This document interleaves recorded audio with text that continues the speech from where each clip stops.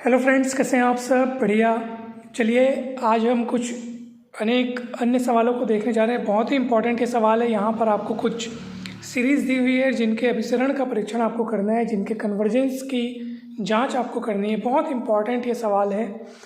और दोस्तों, पिछले क्लासेस में हमने अन्य अनेक सारी सीरीज़ के बारे में देखा जिनको हमने कंपैरिजन टेस्ट की मदद से जिनके कन्वर्जेंस की व्याख्या की। ठीक है, और अनेक इम्पॉर्टेंट कंसेप्ट्स हमने देखे। फिर उसके बाद हमने कंपैरिजन टेस्ट देखा। तो पिछली क्लासेस बहुत इम्पॉर्टेंट है।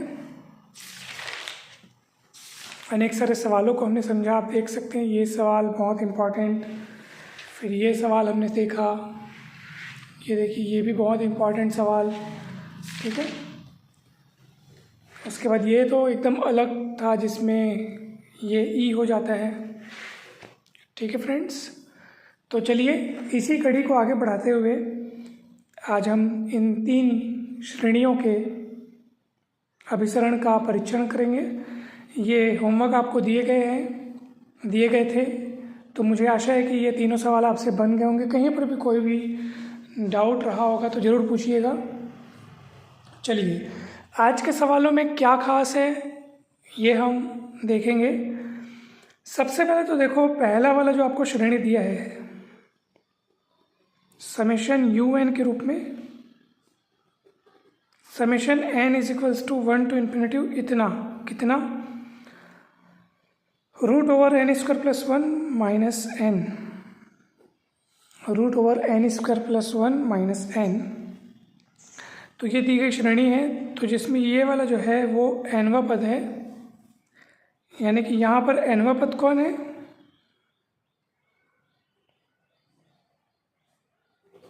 √n² + 1 minus n।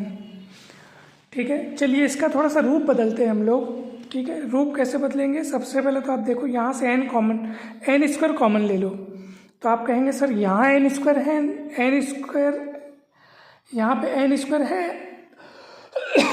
Sorry,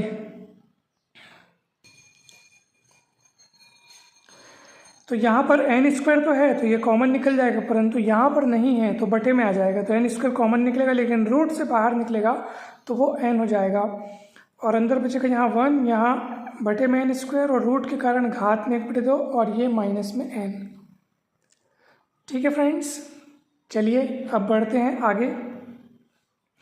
n common निकल जाएगा। n कॉमन निकलने के पश्चात अब देखेंगे कि क्या बचेगा। 1 + 1/n², 1 + 1/n² की घात में 1/2। तो n कॉमन निकलने के पश्चात यहाँ पे बचेगा 1 + 1/n² की घात में 1/2, यहाँ बचेगा 1। ठीक है, अब यहाँ पर आपको लगाना पड़ेगा बाइनोमियल एक्सपांसन, यानी द्विपद प्रमेय से हम यहाँ पे प्रसार करेंगे।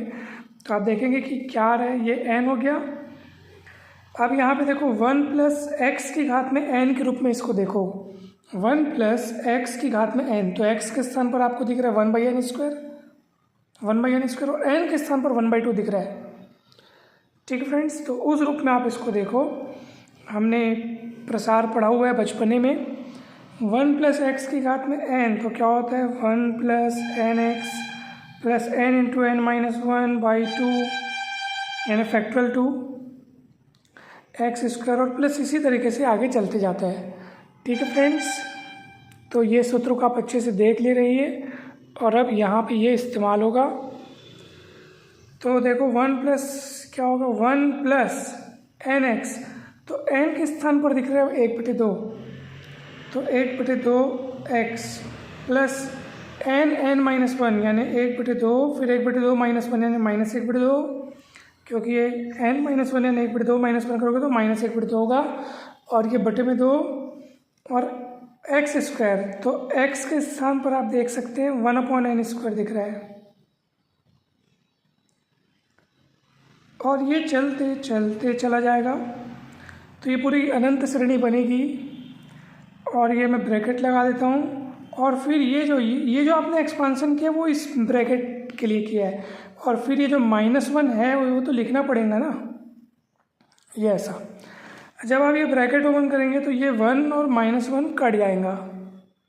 ठीक है फ्रेंड्स, तो 1 -1 कट जाने के पश्चात क्या बचेगा?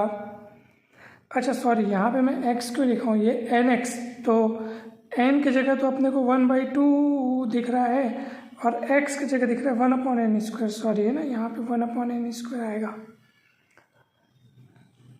1/n²। ये तो x की जगह में ये दिख रहा है ना, देखो x की जगह में 1/n², तो ये हुआ। चलिए अब देखो 1 कटेगा और इस n को अंदर गुणा कीजिए, तो अंदर गुणा करेंगे तो अब ये जब ये तो 1 कट चुका है उससे, तो ये n इससे गुणा होगा तो क्या बचेगा 1/2, और यहाँ गुणा होगा तो एक n कटेगा तो नीचे में n बचेगा। फिर n इससे गुणा होगा तो 2 दूनी 4 दूनी 8 यानी -1/8 है ना। और आप देखेंगे, अच्छा फिर से मिस्टेक हो गया फ्रेंड्स, यहाँ पे काफ़ी मिस्टेक हो रहा है, सॉरी ना। ये x² है, x के स्थान पर 1/n² है, तो ये n² का स्क्वायर होगा फ्रेंड्स। तो भूल चूक के लिए आपसे क्षमा चाहूँगा क्योंकि मिस्टेक हो रही है, लेकिन आखिर आगे चल कर के वो सुधर जा रही है, तो आंसर सही आएगा, बिल्कुल आप लोग चिंता मत कीजिए। फिर से एक बार मैं यहाँ पे लिख देता हूँ, n के स्थान पर है 1/2 और x के स्थान पर है 1/n²। इसको देखो और इसको देखो और देख लो किसके जगह क्या दिख रहा है। x की जगह दिख रहा है 1/n² और n की जगह दिख रहा है 1/2, उसको मैंने यहाँ लिख दिया है। तो उसके एक्सपांसन में भी n की जगह 1/2 और x की जगह 1/n² अपने को लिखना है। ठीक, तो अब देखो ऐसे में फिर ये जब 1/n² आपने लिखा है x के स्थान पर, क्योंकि यहाँ पे इस सूत्र में आप देखेंगे बाइनोमियल एक्सपेंशन में यहाँ पे x² है, तो 1/n² आपने लिखा, तो ये तो x के स्थान पर लिखा, और x² यानी 1/n² का स्क्वायर यानी n की घात 4, और इस n का अंदर गुणा कराने से अब n की घात कितना बचेगा 3, और ये चलते जाएगा चलते जाएगा चलते जाएगा। ये क्या था, ये एक श्रेणी बन गई, और ये दी गई श्रेणी नहीं है, ये दी गई श्रेणी का nवां पद है। आप याद करो आप क्या निकाल रहे हो, ये दी गई श्रेणी नहीं है, दी गई श्रेणी तो ये है, दी गई श्रेणी तो ये है, दी गई श्रेणी में ये nवां पद है। देखो ना, ये un हमने लिखा ना यहाँ पे, आप देखो कंपेयर करो, ये un जो कि ये है, तो ये un है जो कि दी गई श्रेणी का nवां पद है, जो कि un है। उसको सॉल्व किया तो हमने पाया कि वो अपने आप में एक अनंत श्रेणी है, यानी दी गई श्रेणी का जो nवां पद है वो अपने आप में एक अनंत श्रेणी है। और वो अनंत श्रेणी किस खास बात में है, क्या खास बात है इसमें, 1/n की आरोही घातें हैं, यानी बढ़ती घातें हैं।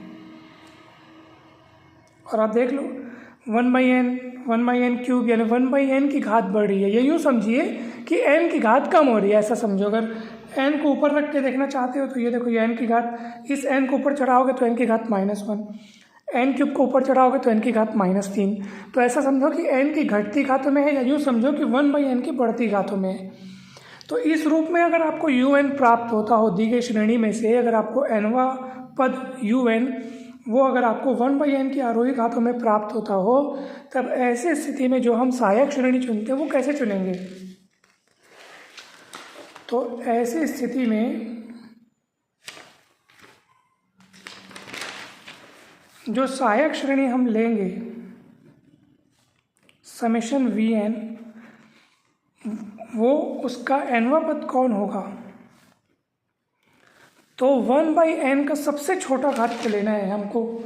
यानी श्रेणी को अगर आप 1/n की आरोही घातों में जमाए हो तो सबसे छोटी घात सबसे पहले पद पे मिलेगी, ये 1/n, वही हमारा vn होगा। 1/n की सबसे छोटी घात लेनी है, ठीक है, मतलब श्रेणी का सबसे पहला वाला पद अपने को ले लेना है, क्योंकि 1/n की आप उसको बढ़ती हुई घातों में जमाए हो, या यूँ समझिए कि n की घटती हुई घातों में आप उसको जमाए हो, तो जो सबसे पहला पद होगा 1/n की सबसे छोटी घात, या यूँ समझिए कि n की सबसे बड़ी घात। ऐसे क्यों बोल रहा हूँ मैं, क्योंकि 1/n ऊपर जाकर के n की घात -1 बन जाएगा, जैसा कि अभी हमने समझा। 1/n के हिसाब से देखोगे तो 1/n की ये बढ़ती घातों में प्रसार है, 1/n की घात 3, अब देखो ना 1/n की घात 3, 1/n की घात 5, यानी 1/n की घात बढ़ती हुई है। और n की घातों के हिसाब से देखोगे तो ये घटती हुई है, क्योंकि इनको ऊपर चढ़ाओगे तो n की घात -1, n की घात -3, n की घात -5, इस तरीके से मिलते जाएगा। तो चाहो तो आप ऐसे बोलो कि n की घटती घात है, चाहो तो ऐसे बोलो कि 1/n की बढ़ती घात है। तो अपने को 1/n की जो सबसे छोटी घात, जो कि अपने को सबसे पहले पद पे ही मिलेगी,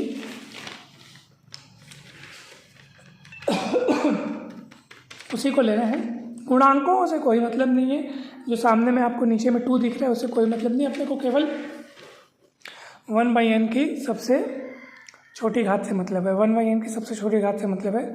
तो वही अपना vn हो गया। अब आप क्या करोगे, limit n tends to infinity un/vn निकालोगे। बाकी का खेल वैसी है। कंपैरिजन टेस्ट में जो अपन पढ़े थे ना, un कौन है un, तो 1/2n माइनस 1/8n³, इस तरीके से ये चलते जाएगा। ये आपका un है और 1/n आपका कौन है, vn है। तो 1/n आप ऊपर से कॉमन निकाल लो। Limit n tends to infinity 1/n common निकालने के पश्चात आप देखेंगे कि यहाँ पे क्या बचा है, 1/2 1/8n², क्योंकि n³ है ना भाई यहाँ पे, और इस तरीके से चलते जाएगा। और ये 1/n, तो 1/n कटेगा और n टेंस टू इन्फिनिटी आप यहाँ पे अप्लाई कर देंगे तो 1/अनंत 0 0 सारे शून्य, केवल पहला पद 1/2 बचेगा, क्योंकि वहाँ n नहीं है। तो n tends to infinity apply करोगे कहाँ करोगे, तब भी मतलब 1/2 ही आपको मिलेगा। और ये क्या है, नॉन जीरो फाइनाइट, यही आना रहता है। इसी से मतलब रहता है हमको कि भैया limit n tends to infinity un/vn non zero finite आना चाहिए। अब आपको चेक करना होता है सहायक श्रेणी का नेचर।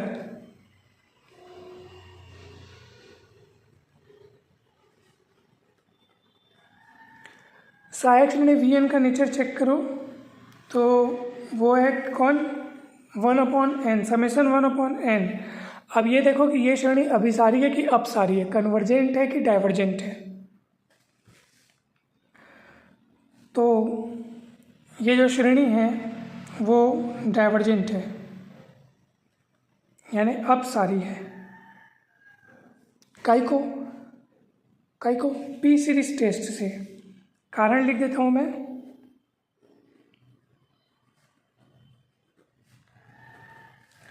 पी सीरीज टेस्ट से summation 1/np,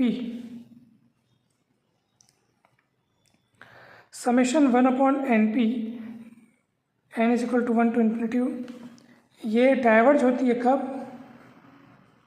divergent for p is less then और इक्वल्स टू 1, और कन्वर्जेंट कब होती है, जब p का मान स्ट्रिक्टली ग्रेटर देन 1 हो, तभी ये कन्वर्जेंट होती है। और p का मान लेस देन और इक्वल टू 1 हो, लेस देन और इक्वल टू 1 हो जब p का मान, तब ये सीरीज डाइवर्जेंट होती है। तो अभी आप देख सकते हैं समेशन 1/n दिख रहा है, तो यहाँ पे आप p का मान आप कितना देख रहे हैं, 1 देख रहे हैं। p का मान आप कितना देख रहे हैं, 1 देख रहे हैं। तो ये सीरीज़ क्या होगी, डाइवर्जेंट होगी। और अगर ये डाइवर्जेंट है, साथ ही साथ लिमिट un/vn आपको नॉन जीरो फाइनाइट मिला है, तथा समेशन vn अगर डाइवर्जेंट है, तो आप समझ जाइए कंपैरिजन टेस्ट क्या कहता है। कंपैरिजन टेस्ट यही कहता है कि भैया अगर लिमिट un/vn फाइनाइट है, तब समेशन vn और समेशन un यानी सहायक श्रेणी और दी गई श्रेणी दोनों साथ साथ कन्वर्जेंट या साथ साथ डाइवर्जेंट होते हैं, यानी कि दोनों का नेचर एक जैसा होता है, जैसा नेचर एक का वैसा ही नेचर दूसरे का। तो ये सीरीज डाइवर्जेंट है, अतः कंपैरिजन टेस्ट से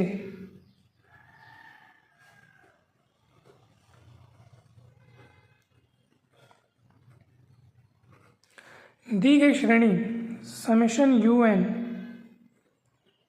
un मतलब कौन, summation n = 1 to infinity √n² + 1 - n, ये भी डाइवर्जेंट होगी। इस तरह से आपका ये सवाल बनता है।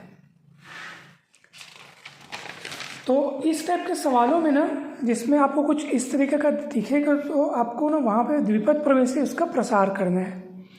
ठीक है फ्रेंड्स, तो बहुत ही ज़बरदस्त और इम्पॉर्टेंट सवाल है ये।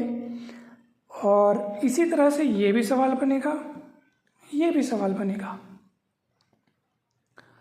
तो ये आपको बनाना है। ये दोनों सवाल आपके होमवर्क हैं। ठीक है फ्रेंड्स, चलिए बढ़ते हैं हम आगे।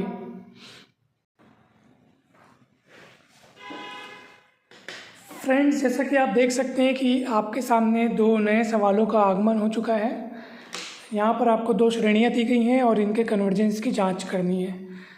तो दोनों सवाल एक जैसे ही दिख रहे हैं। यहाँ cos 1/n दिख रहा है, वहाँ tan इनवर्स 1/n दिख रहा है। चलिए एक को समझ लेते हैं, दूसरा आपसे इजीली बन जाएगा। तो सबसे पहले तो यहाँ पे देखो cos दिया है, तो हम सबसे पहले cos थीटा वाला फॉर्मूला समझते हैं। सीरीज़ cos थीटा की सीरीज़ क्या होती है, तो वो होती है 1 minus theta square by factorial 2 plus theta की घात 4 बाई फैक्टोरियल 4 माइनस थीटा की घात 6 बाई फैक्टोरियल 6। इस तरीके से होती है। इस तरीके से ये cos थीटा की सीरीज़ होती है। अब अपने को थीटा के स्थान पर 1/n दिया है, तो इसलिए cos 1/n क्या होगा, 1 माइनस थीटा के स्थान पर 1/n रखेंगे, तो 1/n का स्क्वायर यानी ये ऐसा हो जाएगा। फैक्टोरियल 4 मतलब 4 दिया 12 दूनी 24, तो ये 24 और यहाँ पे n की घात 4 हो जाएगा। और ये इसी तरीके से चलते जाएगा, प्लस माइनस का पैटर्न में चलते जाएगा। गौर से देखेंगे तो cos 1/n ये दी गई श्रेणी का nवां पद है, तो ये हमारा un हो गया। और un आप देख लो 1/n की बढ़ती हुई घातें हैं। तब ऐसी स्थिति में जो आप सहायक श्रेणी लोगे समेशन vn, तो उसका nवां पद क्या होगा,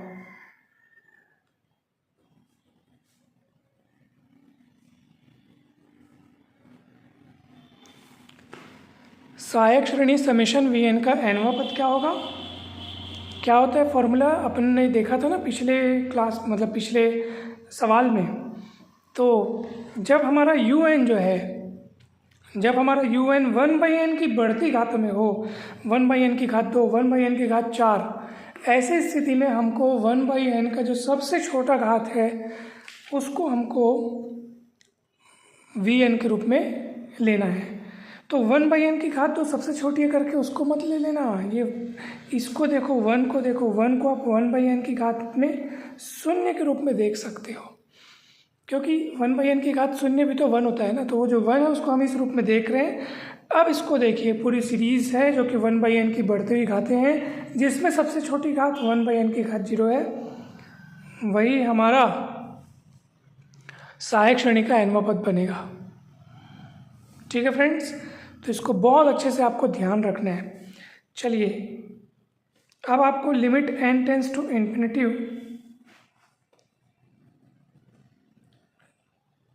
un/vn ये आपको कैलकुलेट करना है। तो un कौन है, ये तो un है, 1/n की घात 0 minus 1/2n square,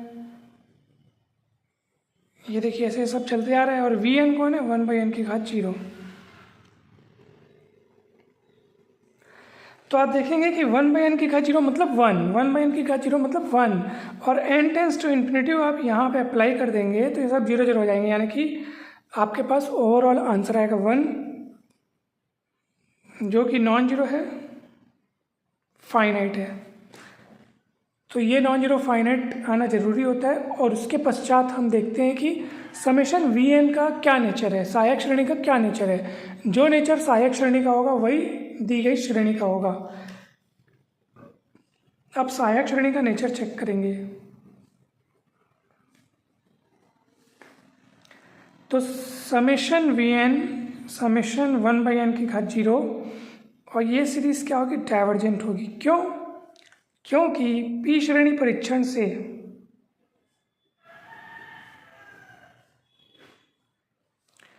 summation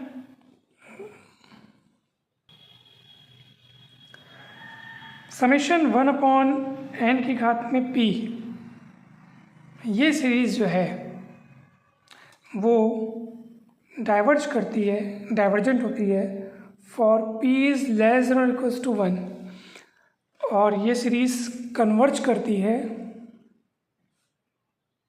converge for p is strictly greater than 1।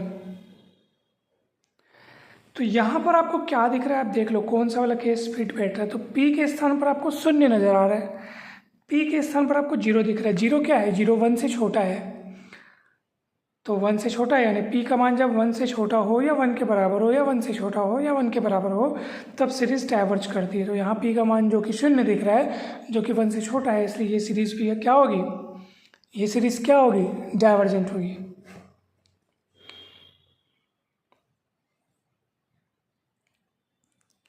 और ये सीरीज़ डाइवर्जेंट है तो कंपैरिजन टेस्ट से, कंपैरिजन टेस्ट से दी गई श्रेणी समेशन यू एन यानी समेशन कॉस 1/n, ठीक है, वो भी क्या होगी, डाइवर्जेंट होगी।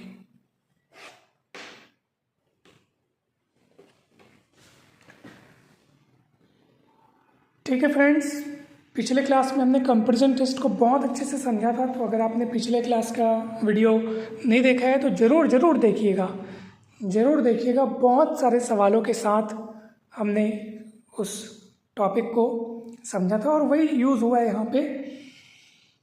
तो आप देख सकते हैं कैसे बना है, कितना बढ़िया और ज़बरदस्त और सरल तरीके से बना है। विस्तार से इसलिए बना रहे ताकि आपको अच्छे से समझ में आए। जब आप परीक्षा में बनाएंगे तो ये बहुत 3-4 लाइन में तुरंत आप फटाफट चेक कर सकते हैं, वो तो देखते ही साथ समझ में आ सकते हैं। अच्छा, cos 1/n का सीरीज फार्मूला यूज़ होगा, 1/n की घात 0 मिलेगा तो vn के रूप में मैं यही चुनूंगा, लिमिट u n, मतलब तुरंत मन ही मन में बन सकता है ये। तो सहायक श्रेणी समेशन vn डाइवर्ज हुई है p सीरीज टेस्ट से, इसलिए कंपैरिजन टेस्ट से दी गई श्रेणी वो भी क्या होगी, डाइवर्जेंट होगी। इस तरह से ये सवाल बनता है। अब आपने देखा कि cos 1/n मैंने देखा cos 1/n, तो मैंने cos थीटा वाला सीरीज़ का फॉर्मूला लगाया। यहाँ पे आप देख रहे हैं, क्या देख रहे हैं, tan इनवर्स 1/n। तो यहाँ पे आप tan इनवर्स x या tan इनवर्स थीटा वाला आप यहाँ पे श्रेणी का सूत्र लगाएंगे। ये आपको एक क्लू दिया जा रहा है, हिंट दिया जा रहा है। तो श्रेणी का सूत्र लगा करके फिर आप सहायक श्रेणी चुन करके फिर आप बनाएंगे। ठीक है फ्रेंड्स, तो ये cos 1/n जो है वो दी गई श्रेणी का nवां पद है, जो कि un है, जो कि अपने आप में एक श्रेणी के रूप में अपन ने उसको लिखा है। ठीक है, तो इस तरह से ये सवाल बनता है फ्रेंड्स। हमें पूरी उम्मीद है ये सवाल आपको बहुत अच्छे से समझ में आया होगा। अब चलिए आगे बढ़ते हैं और देखते हैं कुछ अन्य सवालों को। चलिए फ्रेंड्स, इसी तरह का एक और सवाल देखते हैं जिसमें आपको श्रेणी दी गई है समेशन 1/n sin 1/n। तो un जो आपको दिया है ये श्रेणी का nवां पद, n इक्वल्स टू यहाँ पे 1 to infinity है ना भाई। तो un जो है आपको दिया है 1/n sin 1/n। तो यहाँ पे आप साइन वाला फॉर्मूला लगाना पड़ेगा फ्रेंड्स। तो मैं यहाँ पे पहले फॉर्मूला लिख देता हूँ। साइन एक्स का फॉर्मूला होता है एक्स माइनस, है ना, साइन एक्स का क्या फॉर्मूला होता है, साइन एक्स का फॉर्मूला होता है x minus x cube by factorial 3 plus x की घात 5 by factorial 5 minus plus minus, मतलब शुरुआत प्लस फिर माइनस फिर प्लस फिर माइनस, इस तरीके से ये चलते रहता है। अब एक्स के स्थान पर अपने को 1/n दिख रहा है, तो चलिए 1/n रखते हैं। तो साइन एक्स, तो ये एक्स मतलब कि 1/n 1 by factorial 3, that is 3 दूनी 6 n क्यूब फैक्टोरियल 5 5 चौक 20 दिए 60 दूनी 120 n की घात 5 है नी, और ये माइनस प्लस माइनस चलता जाएगा। अब और ये सामने वाला 1/n, ये जो दिया है उसी को यहाँ लिखा हूँ, और ये साइन 1/n का प्रसार सूत्र, इस सूत्र की मदद से। चलिए 1/n को मैं अंदर गुणा कर देता हूँ। तो हमारा जो un है वो क्या होगा बताइए, 1/n², 1/6 n की घात 4, 1/20 n की घात 6, और इस तरीके से चलते जाएगा। अब हम एक सहायक श्रेणी लेते हैं, समेशन Vn, जहाँ nवां पद Vn क्या है, क्या लेंगे बताइए आप। जब हमारा Un 1/n की बढ़ती घातों में हो, उस समय 1/n का जो सबसे छोटा घात रहता है, जो कि अपने को सबसे शुरुच में मिलेगा एकदम, वही हमारा Vn होगा। यही फंडा, यही तरीका हमने पिछले सवाल में भी लगाया है फ्रेंड्स। इसमें भी वही लगाया है, इसमें भी वही लगाया है। ठीक है, 1/n की बढ़ती घात है एक, देखो 1/n की घात 2, 1/n की घात 4, 1/n की घात 6, मतलब 1/n की ये बढ़ती घात है। तो जब 1/n की बढ़ती घातों के प्रसार श्रेणी के रूप में अगर आपके पास un हो, तो सहायक श्रेणी Vn का nवां, मतलब सहायक श्रेणी समेशन Vn का जो nवां पद Vn है, वो आपको 1/n की सबसे छोटी घात वाले पद को लेना है, जो कि अपने को सबसे शुरुआती पद में मिलेगा। चलिए, उसके बाद अगले काम जो है वो तो बिल्कुल सेम तरीके से होते हैं। लिमिट n टेंस टू अनंत un/Vn, तो un आपके पास 1/n², 1/6 n की घात 4, इस तरीके से चलते आ रहे हैं। प्लस माइनस वाला पैटर्न है। अपॉन में Vn 1/n², limit n tends to infinitive, 1/n² common निकल के इससे कटेगा, तो अंदर क्या बचेगा 1। यहाँ पे देखो n² निकल जाएगा तो n² बचेगा, यहाँ n की घात 4 बचेगा, 1/n² कट जाएगा, और n टेंस टू इन्फिनिटिव आप यहाँ पे अप्लाई कर दीजिए, तो 1/n, शून्य शून्य सारे शून्य, बचेगा केवल 1, जो कि नॉन जीरो है, फाइनाइट है।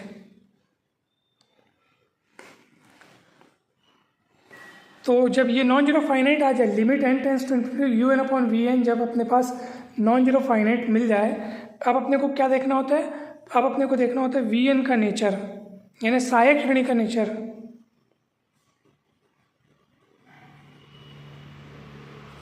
आप देख सकते हैं Vn = 1/n² अपन ने लिया था। ठीक है, तो ये हमारी सहायक श्रेणी है और ये है कन्वर्जेंट। क्यों? पी श्रेणी टेस्ट से।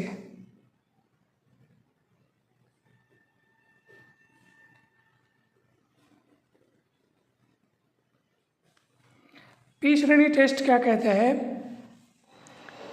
श्रेणी समेशन 1/n की घात p, समेशन 1/n की घात p कन्वर्जेंट होती है p का मान जब ग्रेटर देन 1 हो, और डाइवर्जेंट होती है जब p का मान लेस देन और इक्वल्स टू 1 हो। तो यहाँ पे आप कंपेयर करके देख लो,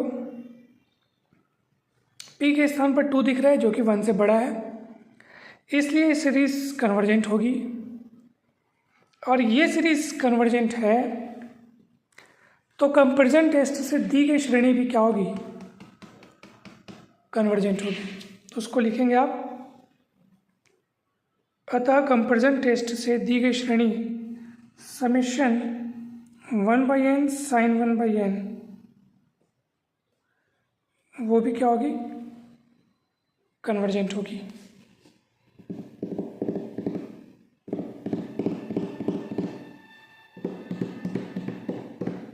ठीक है फ्रेंड्स, कहीं कोई दिक्कत नहीं है, बहुत इजी है। समेशन Vn यानी समेशन 1/n² कन्वर्जेंट क्यों है, क्योंकि पी श्रेणी परीक्षण से समेशन 1/n की घात p, जहाँ p का मान आपको 2 दिख रहा है, तो हमने पी श्रेणी परीक्षण पहले ही पढ़ लिया है कि अगर p का मान अपने को 1 से बड़ा दिखे तो श्रेणी क्या होगी, कन्वर्जेंट होगी। और तुलना परीक्षण ये कहता है कि जैसा नेचर समेशन Vn का यानी कि सहायक श्रेणी का होगा, वैसा ही नेचर दी गई श्रेणी का भी होगा। तो ये कन्वर्जेंट है, इसलिए गिवन सीरीज भी क्या होगी, कन्वर्जेंट होगी। इस तरह से ये सवाल बनता है। चलिए फ्रेंड्स, एक और क्वेश्चन देखते हैं जिसमें आपको श्रेणी दी गई है summation n is to 1 to infinitive n की घात अल्फ़ा अपॉन n प्लस 1 की घात में p प्लस अल्फ़ा। ठीक है, और इसके कन्वर्जेंस की जांच करनी है। ठीक, चलिए, तो दी गई श्रेणी का nवां पद तो अपने पास यही है। ठीक है, यहाँ यू एन कौन है, यहाँ बताइए, यहाँ यू एन कौन है, ये एन की घात अल्फ़ा अपॉन एन प्लस 1 की घात में पी प्लस अल्फ़ा, यही यू एन है, दी गई श्रेणी का nवां पद। और हमें सहायक श्रेणी लेनी होगी। अब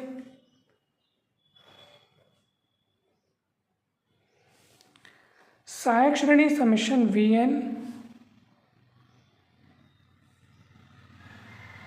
जहाँ इसका nवां पद इसकी मदद से तैयार करेंगे। तो यहाँ पर जो है अपन पहले वाला जो फंडा लगाते थे, क्योंकि देखो यू एन अभी आपको जो दिख रहा है वो 1/n की आरोही घातों में बढ़ता वाला प्रसार तो आपको नहीं दिख रहा है, यानी कि प्रसार श्रेणी के रूप में तो नहीं दिख रहा है जैसे अभी तक सवालों में दिखता था, एक श्रेणी के रूप में है, तो वैसे तो ये नहीं दिख रहा है। तो इसमें अपन पुराना वाला कंसेप्ट लगाएंगे, यानी कि अंश में n का अधिकतम घात अपॉन हर में n का अधिकतम घात वाला कंसेप्ट। तो अंश में n का अधिकतम घात अल्फा दिख रहा है, तो n की घात अल्फा, और हर में n का अधिकतम घात p प्लस अल्फा दिख रहा है, तो ये ऐसा। ठीक है, यहाँ श्रेणी रूप में नहीं है ना, इसलिए अपन वो पुराना वाला कंसेप्ट लगा रहे हैं जो कि अपन ने कल पढ़ा था, कल के क्लास में। ठीक है, तो इसलिए सभी क्लासेस बहुत इंपॉर्टेंट है, आप ज़रूर देखिएगा, रिवाइज कीजिएगा, बार बार देखिएगा। कहीं पर भी कोई भी डाउट आता है ना, तो उस टॉपिक को जिस क्लास में हमने पढ़ा था आप तुरंत जा कर के उस वीडियो को भी ज़रूर देखिए।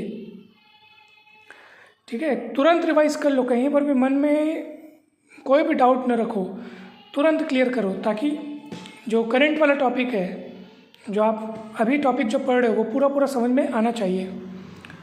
तो वी एन क्या होगा, तो यहाँ पे आप देख सकते हैं कि p प्लस अल्फ़ा और ये अल्फ़ा, तो p plus alpha minus alpha घात घटता है भाग में, तो ये कट जाएगा। ठीक है फ्रेंड्स,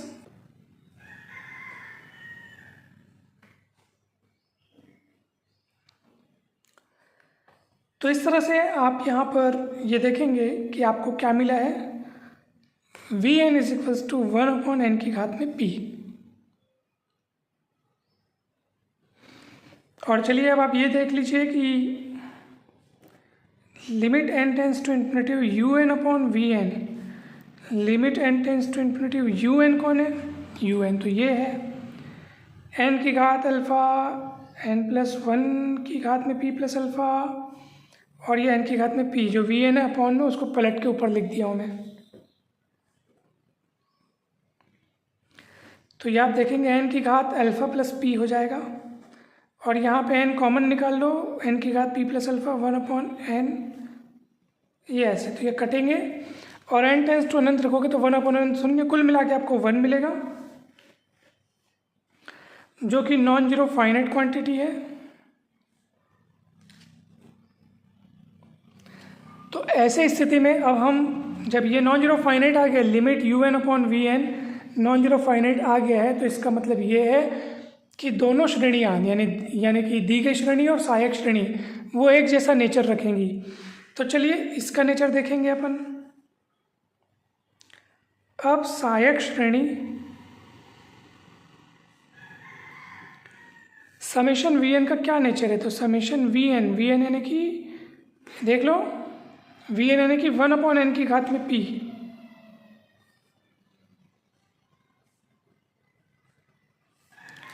और ये श्रेणी कन्वर्जेंट कब होगी और डाइवर्जेंट कब होगी।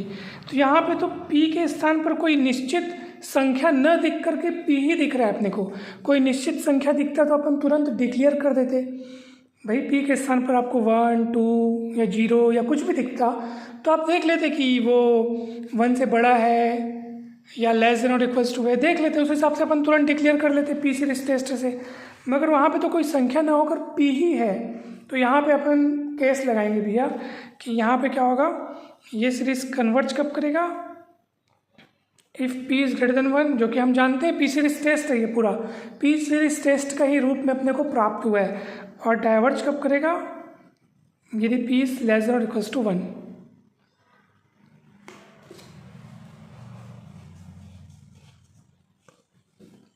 कन्वर्ज कब करेगा, यदि p ग्रेटर देन 1, और डाइवर्ज कब करेगा, जब p इज लेस देन और इक्वल्स टू 1। तो यही स्थितियां दी गई श्रेणी के लिए भी सत्य होंगी, क्योंकि जैसा नेचर सहायक श्रेणी का होता है वैसा ही नेचर दी गई श्रेणी का भी होता है, क्योंकि अपन ने ये चीज़ देख लिया है, limit n tends to infinity U N upon we N अगर नॉन जीरो फाइनाइट क्वांटिटी मिलती है, तब ऐसी स्थिति में जैसा नेचर सहायक श्रेणी का होगा वैसा ही नेचर दी गई श्रेणी का भी होगा। तो सहायक श्रेणी p इज ग्रेटर देन 1 के लिए कन्वर्जेंट और less than equals to 1, p is less than equals to 1 के लिए डाइवर्जेंट होती है। तो यही परिस्थितियां दी गई श्रेणी के लिए भी लागू होंगी, यानी कि दी गई श्रेणी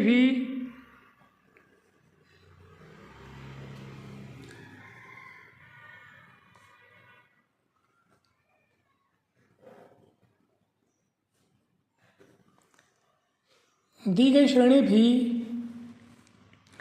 कन्वर्ज करेगी जब p इज ग्रेटर देन 1 और डाइवर्ज करेगी जब p is less than equals to 1। जैसा केस इसके लिए वैसे ही केस उसके लिए। ठीक है, तो इस तरह से ये सवाल कंप्लीट होता है। हमें पूरी उम्मीद है कि ये सवाल आपको बहुत अच्छे से समझ में आया होगा फ्रेंड्स। कहीं पर भी कोई भी डाउट हो तो ज़रूर बेझिझक बिंदास पूछिएगा। चलिए, अब जाते जाते मैं आपको आज एक होमवर्क देकर जाता हूँ, उनका आप अच्छे से प्रैक्टिस कीजिएगा।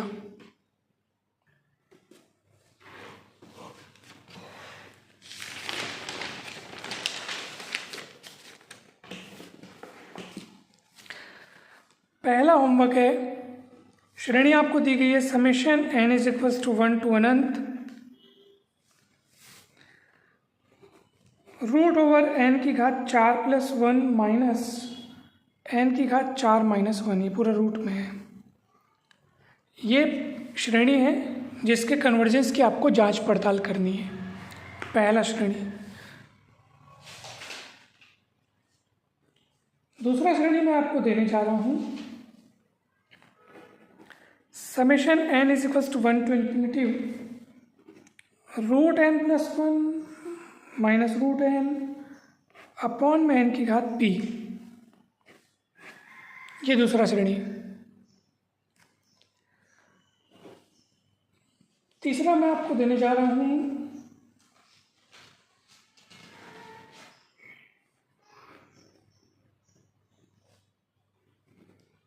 Root n upon root over n square plus 1।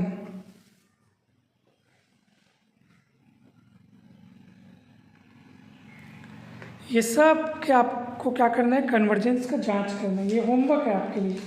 जितना अधिक आप प्रैक्टिस करेंगे घर पर उतना ही फायदा आपको होगा। अगला वाला श्रेणी थोड़ा और ज़बरदस्त है। 2 की घात p अपॉन 1 की घात q, 3 की घात p अपॉन 2 की घात q, 4 की घात p अपॉन 3 की घात q, और इसी तरीके से ये चलते जा रहे हैं। पांचवा